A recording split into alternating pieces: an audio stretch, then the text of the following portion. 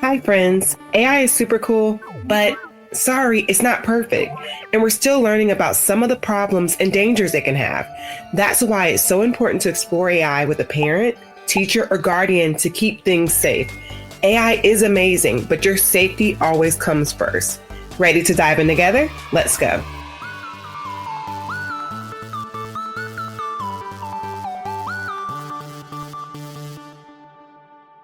Welcome to the AI for Kids podcast, the podcast for moms, aunties, and teachers who want the kids they love to understand AI without more screen time. We keep it simple, safe, and fun, no tech degree required. Each episode breaks down AI ideas and includes activities to help kids use AI in ways that keep them curious and creative. No pressure, no overwhelm, no extra screens.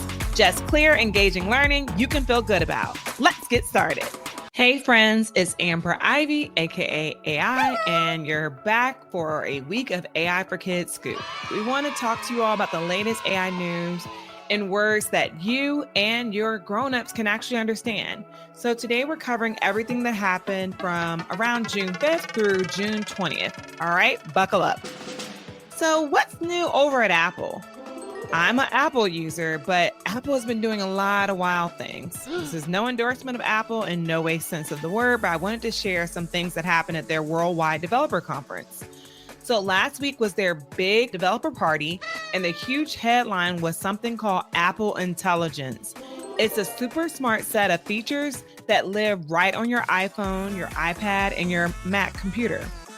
So imagine asking your device to translate a FaceTime call in real time, or asking it to edit a photo just by describing what you want to edit or what you want it to do.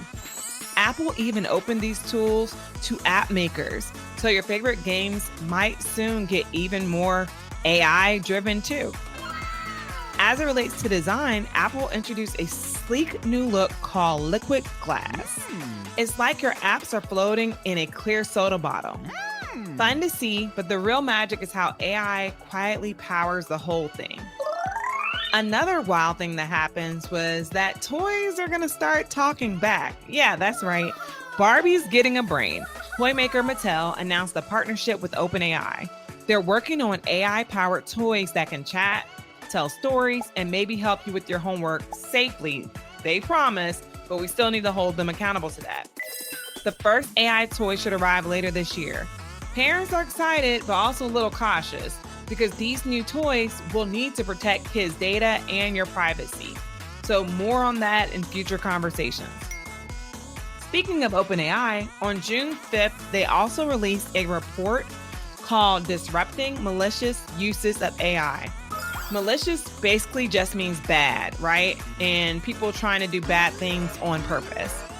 It's basically their playbook for spotting and stopping bad guys who try to use AI for scams or cyber attacks, which is something we're going to have to keep watching out for and something we are going to have to be aware of and make sure that you all are protected.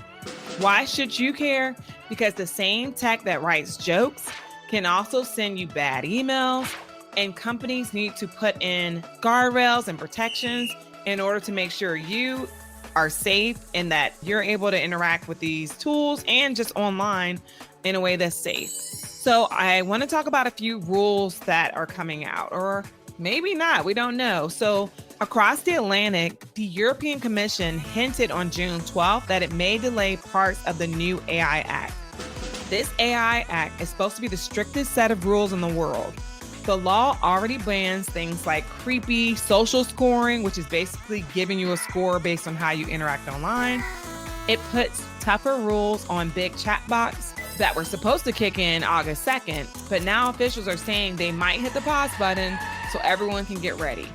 Even though this is in Europe, this will have an implication in the US because many of the things that go down in Europe, such as the data laws and things like that, are often applied here because it's hard to manage different places with different rules and different laws. So it's going to be interesting to see what this does to our use of AI in the US.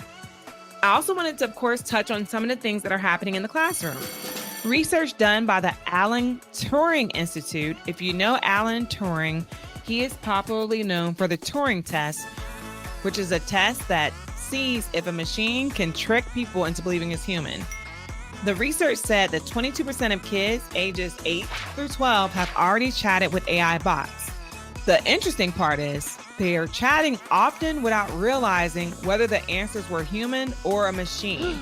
So the report says schools need better AI literacy lessons so students can tell fact from fiction and AI bots from humans. Over at Microsoft, actually today when this is being recorded on June 20th, they published their annual Responsible AI Transparency Report.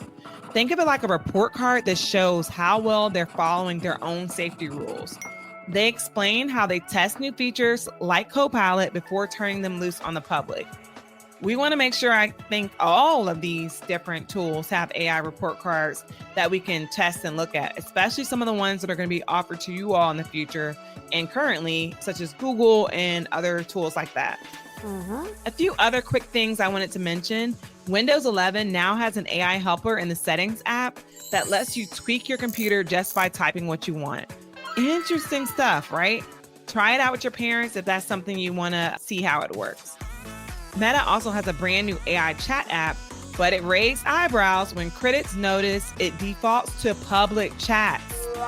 So basically what's happening is if you don't change the default button, a chat you put into there or a prompt you put into the AI is now public for everyone to see. So this reminds us that we have to read the privacy settings not once, not twice, sometimes 3 times to make sure we know how these tools are being used. All right, let's take a break for a quick activity break. These are screen-free because one, I don't want you addicted to computers, but also everyone doesn't have access to a screen. So I want to make sure we're using what is available to us and nearby.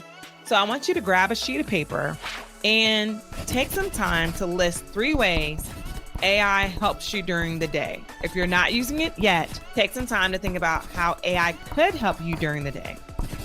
Then I want you to circle one that could go wrong, like horribly wrong, if AI made a mistake. And I want you to think about how it could go wrong, brainstorm all the ways that it could go wrong. Then I want you to share your list with a friend and brainstorm what is a human backup plan. So what would you as a human do if the AI went wrong in the area that you determined based on how you would want to use it every day or how you use it every day? This is an example of keeping humans in the loop, which is something we always say needs to happen, which is basically, regardless if there's AI or not, a human should be there to help with the decision-making process and always be involved.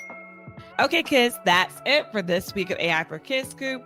I hope you learned something cool that you want to share or tell with a friend, or better yet, teach your parents. I want you to ask your parents to follow our podcast so they can get the newest episodes every week. And also, if you like it, ask them to leave a review. We want to make sure others find out about this podcast. Keep your curiosity switched on and your screen time balanced. And I will see you again in 2 weeks. Make sure you come back next week for an exciting interview and, of course, our ABCs of AI. Bye-bye. Thank you for joining us as we explore the fascinating world of artificial intelligence. Don't keep this adventure to yourself. Download it, share it with your friends, and let everyone else in on the fun. Subscribe wherever you get your podcasts or on YouTube. See you next time on AI for Kids.